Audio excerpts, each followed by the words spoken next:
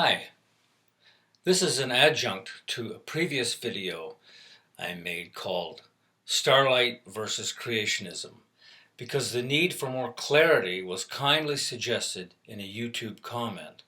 This additional clarification has to do with why knowing the distances to the stars and knowing the speed of light utterly destroys the Genesis creation account.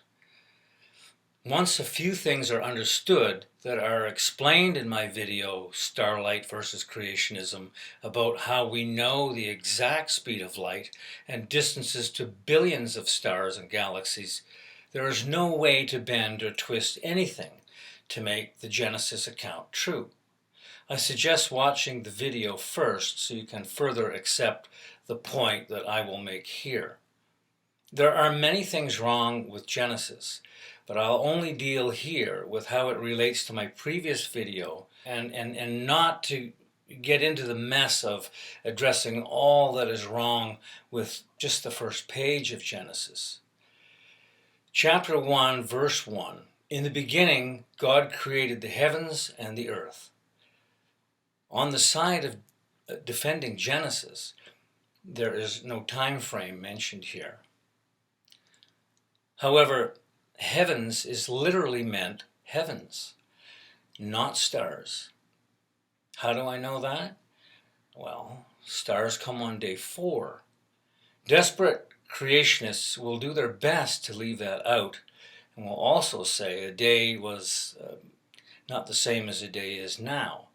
But it is clear in Genesis, a day is the time for the earth to turn from dark to light and back to dark, and stated in chapter 1, verse 3 to 5. He said, "Let there be light," and called that day, and called the darkness night.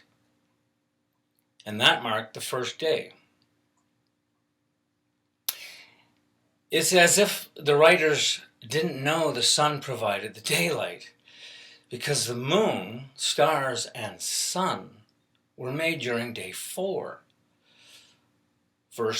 Chapter 1, verse 16, then God made 2 great lights, the greater light, the sun, to rule the day, and the lesser light, the moon, to rule the night.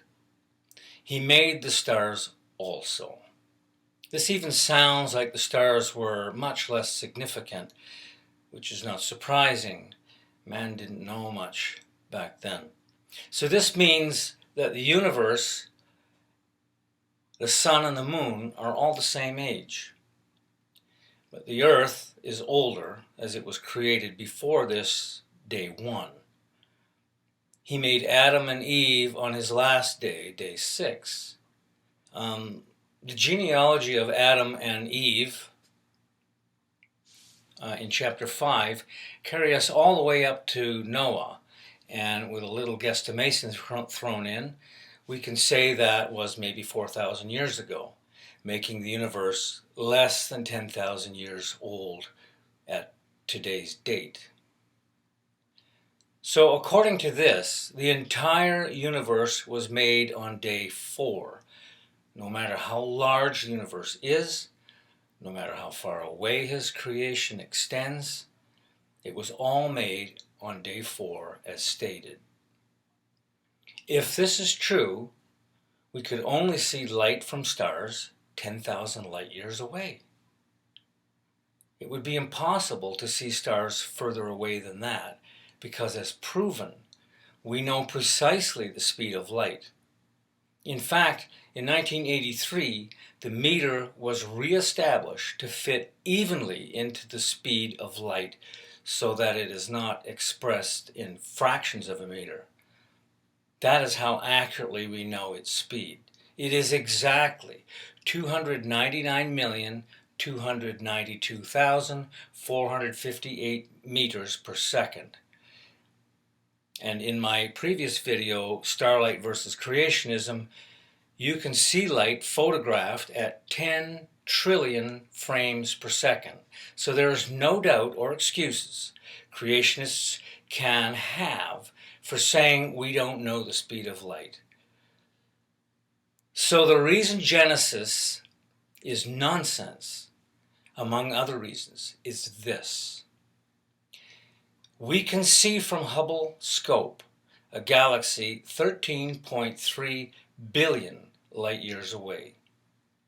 If the Genesis account was true, we would have to wait about 13.3 billion more years before we could have the first glimpse of that galaxy. There is just no way around this.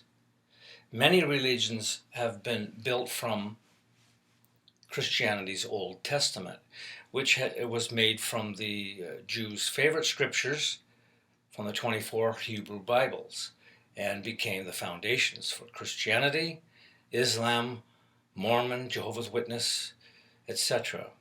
They are all based on a lie from their very origin. Lies upon lies. And that's just the way it is, like it or not.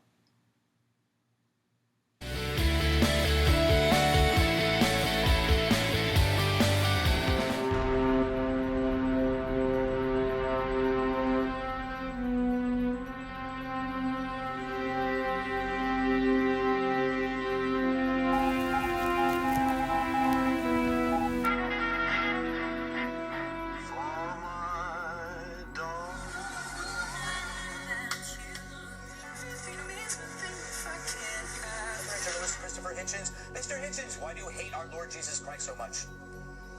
Well, I can't hate anyone in whose existence I don't really believe. They started believing in one God, and they're getting nearer the true figure all the time. This is progress.